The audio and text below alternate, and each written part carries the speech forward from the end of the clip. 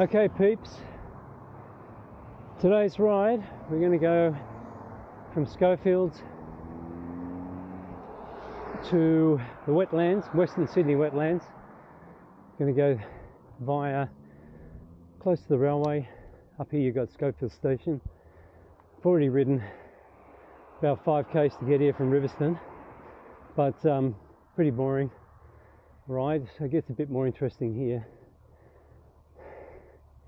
And then we'll get onto the M7 cycleway, which is next to the M7 freeway, and it's a really long, it could be, I don't know, anywhere between 50 and 80 kilometres long, but we'll be going up about 10 k's I think, and then we'll be going into the wetlands. Beautiful spot, the wetlands. I used to go there during COVID lockdowns when we could only ride a certain distance. I think it was 10 or 15 k's, and it used to really help my mental health, just being in the greenery and the forest and water. It's just awesome. In fact, you'd be surprised. I heard that in the army in Australia, those that are suffering from PTSD, could be America as well, they get them to do stuff near the water, and that actually helps them. So, I mean, I'm like that too. I love riding near the water, usually down the Parramatta River. Okay, I got to figure out here. It's a bit new here, so we've got to get across, and then on the bicycle lane. Before, there was nothing. Just recently there was nothing here.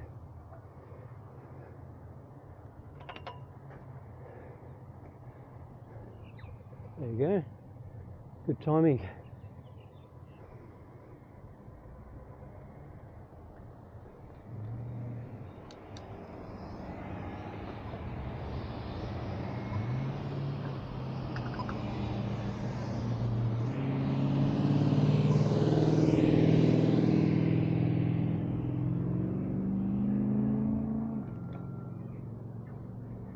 Now, talking about lack of infrastructure, look at this bike path. It starts there and it just ends up in gravel like 10 metres later. So it forces you to go on the road, which is a bit hairy around here.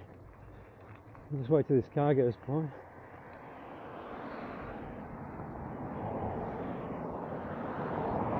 And one more.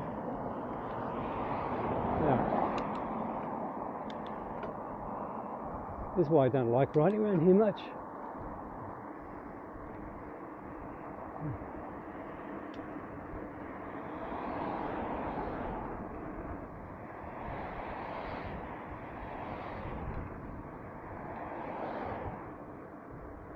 Okay, so bike path again.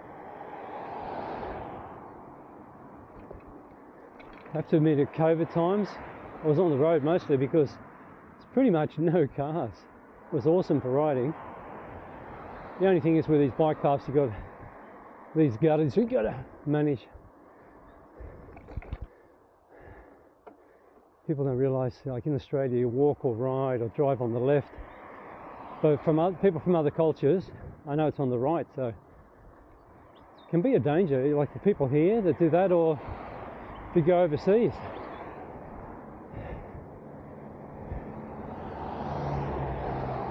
I remember once in America in the 1990s, one of the first times I drove, because I lived there for a couple of years. Oh goodness me, I remember pulling out of some restaurant, driving up the road, and I was on the wrong side of the road, and all these cars started coming towards me. Unbelievable. And particularly hard when you want to turn. So when you're turning, then as you turn, it's like, oh, which side of the road do I go on? It's quite confusing. It takes like about a month or something to feel at ease and good with it. It's another guy.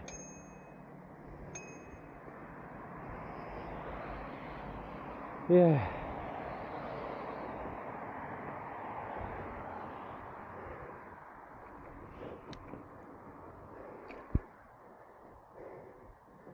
Tell you what, it's heating up already. I'm feeling it. Whew.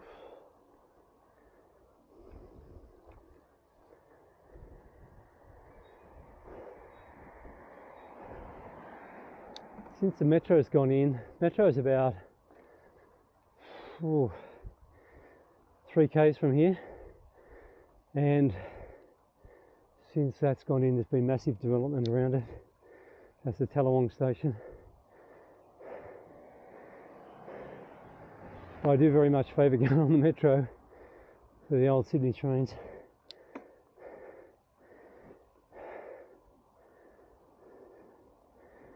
I remember when I was a kid at school, used to have to catch a bus and a train, bus to the station and a train. And in those days, I remember the bus company had a couple of buses that were so old, it was ridiculous.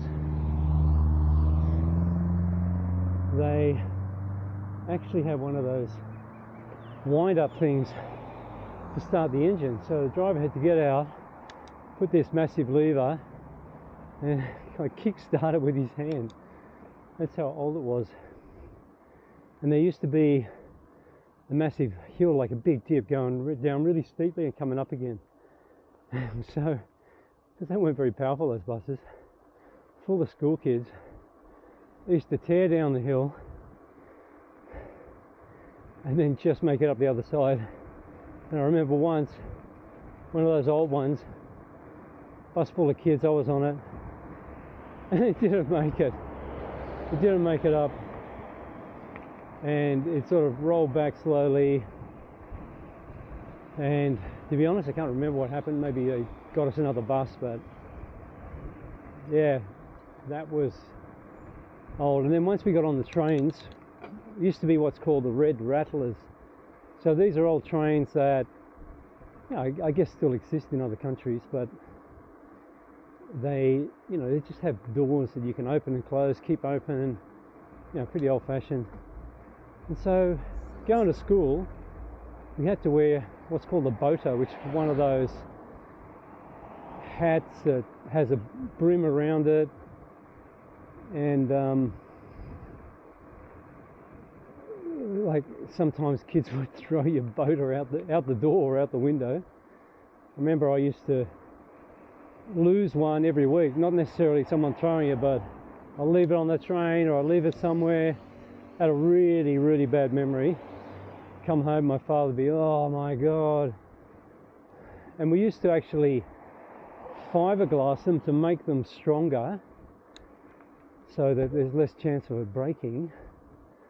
But problem is then it can be used as a bit of a weapon, like a hard frisbee, and you can imagine school kids what they're like. Yeah, it was different in those days.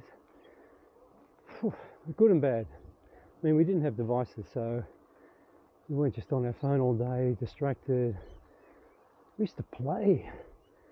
You know, we used to have fun. All the kids in the neighbourhood, all the kids in the street, get together every afternoon after school and just play in the street.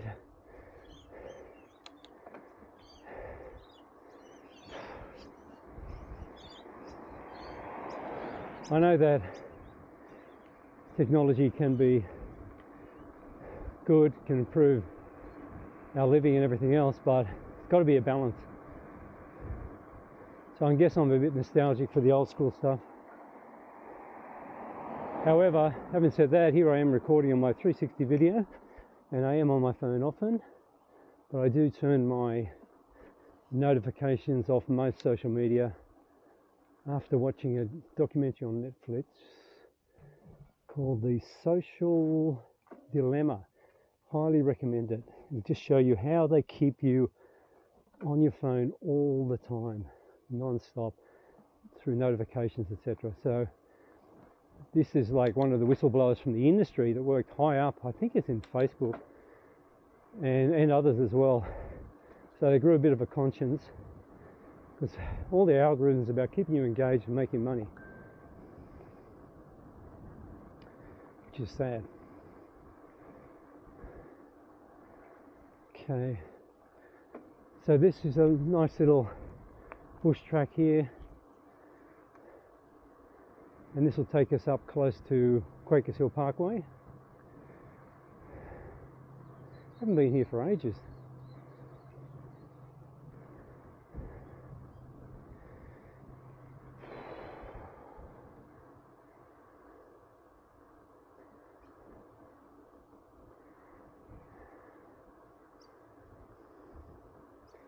Actually, so I heard it recently on a podcast, and I actually have my own podcast as well because I've been in the startup world for the last 6 years.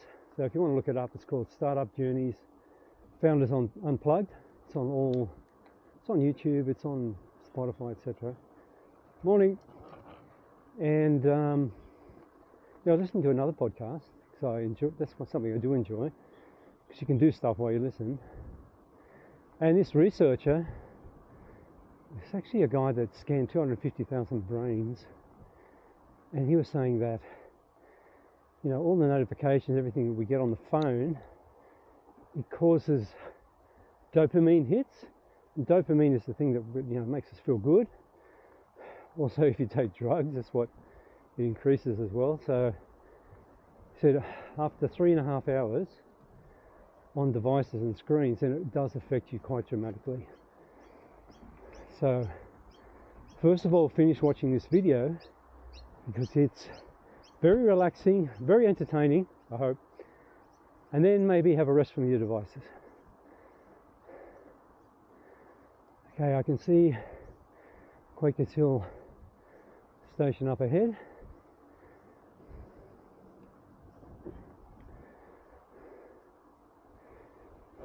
So this is the biking channel where you get to ride along with me, hear my stories, anecdotes, thoughts, and even sometimes maybe something that can help your well-being. So there you go. I mean, just riding alone is something that does help your well-being. Exercise is one of the key things. I actually interviewed a gentleman called Graham Cowan, who's like a global speaker, and he's been through terrible depression that his psychiatrist said was the worst bout of depression he's ever seen. That was for 5 years. So he lost his job, he lost his family, he lost everything, and he actually tried to take his life, and for the 4th time his mother revived him, and then he decided he needs to do something, and so he actually started writing a book.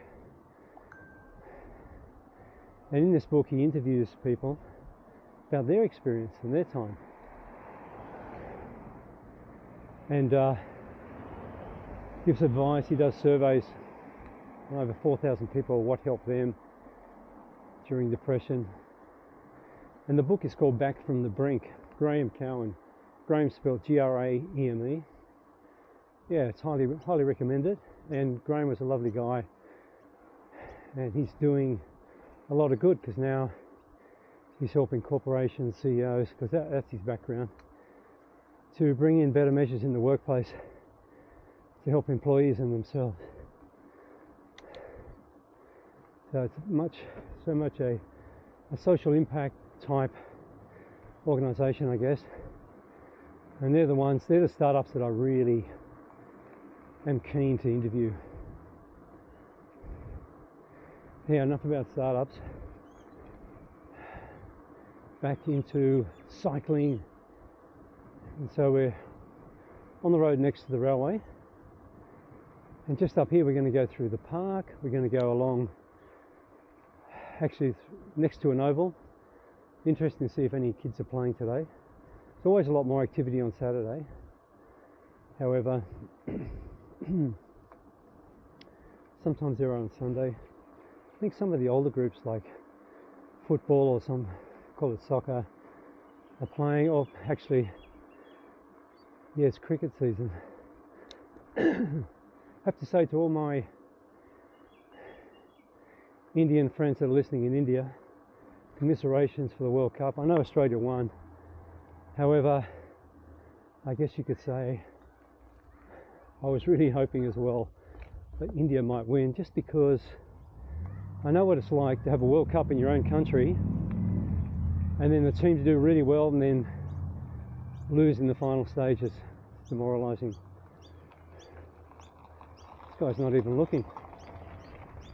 And yeah, it happened recently with the Women's World Cup football, where the Matildas, our Aussie team, did really well, more than expected. Got into the semi-finals after a quarter-final that was just amazing. For me, it was an amazing match, just like the latest World Cup final with France and Argentina. I reckon it's probably the best World Cup final ever. But this quarter-final, it was very evenly matched. I think it was with France. It was amazing. It was so evenly matched. In the end, after extra time, went to penalties, and I think it was the most penalties ever taken in a World Cup, and went up to I think 13 penalties, and Australia finally got the penalty. And it was like celebrations all over the country.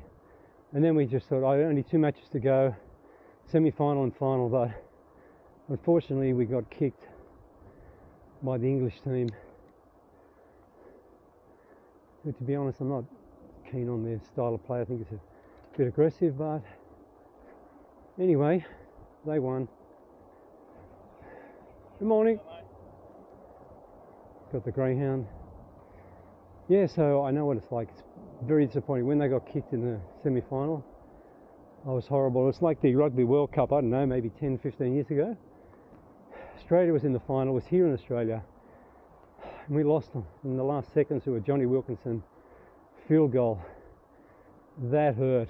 So I know how you guys must be hurting. So commiseration, guys. But you know what? There's always next time. I guess that's the great thing about sport. So here we are, coming onto the M7 on-ramp. Now, quite often there's quite a few bike riders here, as you can imagine. It's, a very safe place to ride. Fortunately, it is pretty hilly. And here comes the hill now. I'm not up for the hills today. And this bike I've got, it's a lot heavier than the previous bike I had. I've probably told you before, but the back wheel came loose and I stacked it at like 30 k's on the previous bike. And the company that I bought it from actually gave me a replacement bike. That's sitting at home. I haven't even put the pedals on, it's brand new. I'm going to sell it, I think, just because I crashed on that model. I'm probably going to sell it. Morning. Here we go, bit of traffic around. Okay.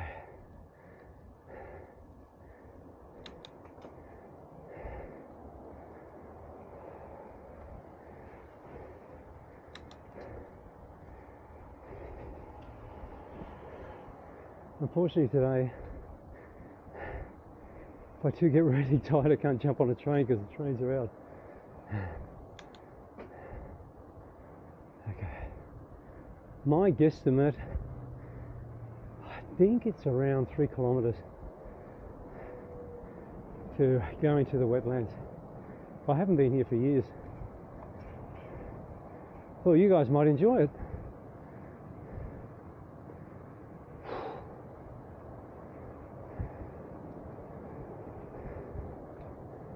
So on the right there, that massive fence, that's the obviously the M7 freeway there.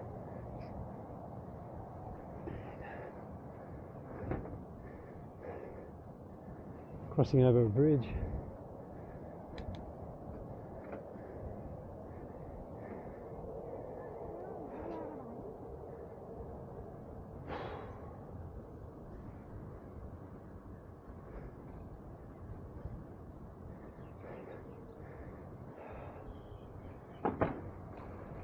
Fortunately, magpie season's over. I hope. You never know. But I have seen a guy get attacked actually in the wetlands. Shouldn't be laughing, it's pretty horrifying when it happens to you.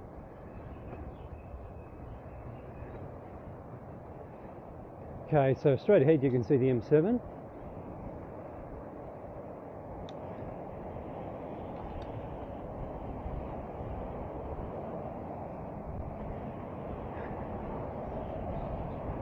Get up a bit of speed for the hill.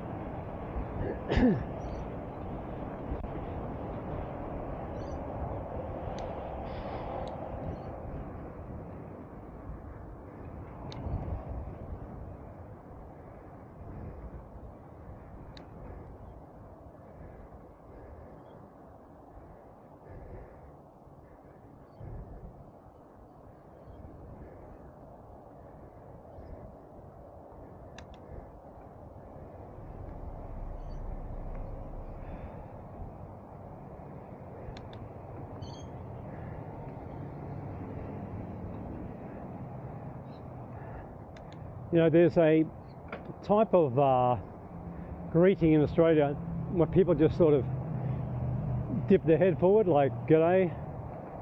You don't even have to say it; people know.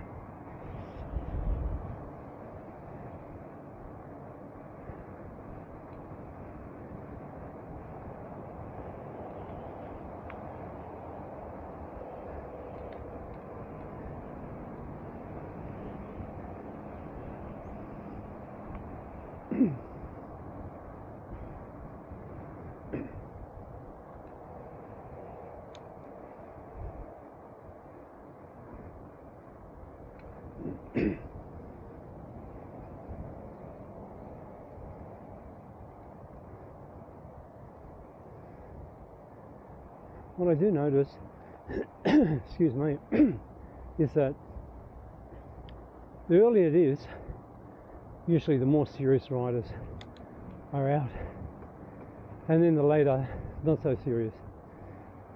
At this time there's a lot of more serious, like guys with road bikes that, you know, they really do long distance, they go pretty fast, they got all the right gear. That's not me. I just want to enjoy the ride. But the later it is, the more casual riders like me come out.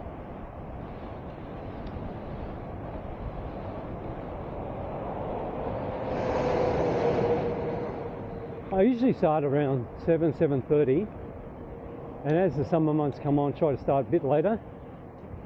But some of these guys can start at 5:30, and by like 8 o'clock they're done. It's pretty good idea in this weather, just getting up that early. I mean, I normally get up at 6, and then if I catch a train at like 5 to 7, usually go down to Westmead, 7:30, so I'm riding by then. But if I rode straight from my home, it'd be like 6:45. But having said that, today I rode straight from my home. Trains are out. What time is it? Was it? After 8. So if I had gone at least an hour earlier, wouldn't be feeling the heat like I am now. So I'm not a friend of the heat, unfortunately. Okay. I thought it was 3 kilometers, but so obviously it's a bit more than that.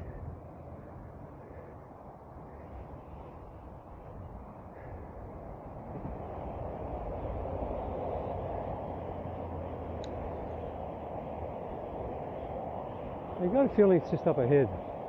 Hope you haven't gone past it. That would be hilarious.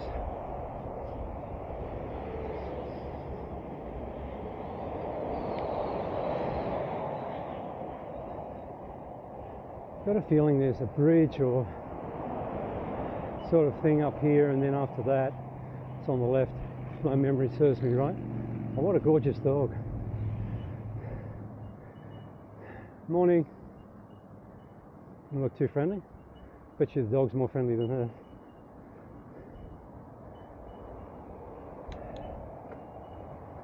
Because dogs are always friendly. Unless, of course, they're trained to be aggressive, which is pretty sad. and dangerous. Here we go. Yeah, I think it's not too far now. Go over this part here. There's a river. Well, I say a creek below. And pretty sure it's up here on the left. You can hear the bellbirds. Beautiful.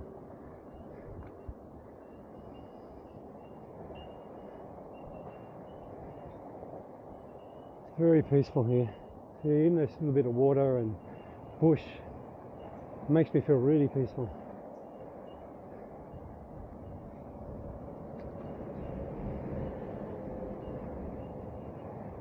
Let me see. Should be this here on the left. That's it. Okay. So I'm going to stop here and then restart for this section. So I guess it'll be part 2.